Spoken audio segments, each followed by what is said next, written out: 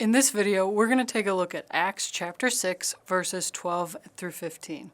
They say, "And they stirred up in the people and the elders and the scribes, and they came upon him," which is Stephen, "and seized him and brought him before the council," or the Sanhedrin.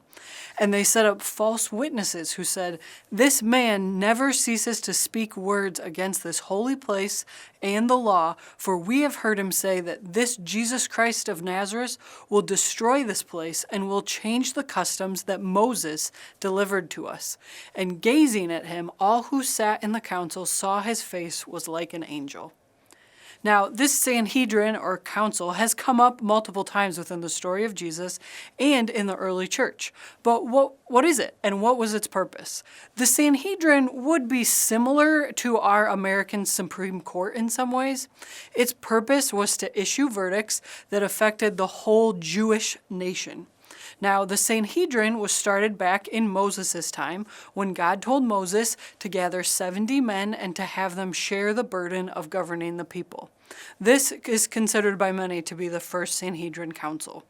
These rabbis or judges were appointed based on moral integrity, distinction in their knowledge of the Torah, which is the first 4 books of the Old Testament, and their excellence in another intellectual field and discipline. So people would come to them with testimony that someone else isn't following Jewish tradition with their actions or their words, and then the rabbis would hear from witnesses and the accused, and then they would rule.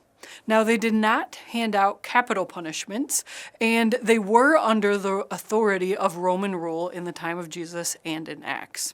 If you've read Jesus' story in the Gospels, you may remember Jesus being arrested and having a trial. That was the Sanhedrin. So what's happened in our passage in Acts 6 is that a group of people heard Stephen preaching about the gospel of Jesus Christ.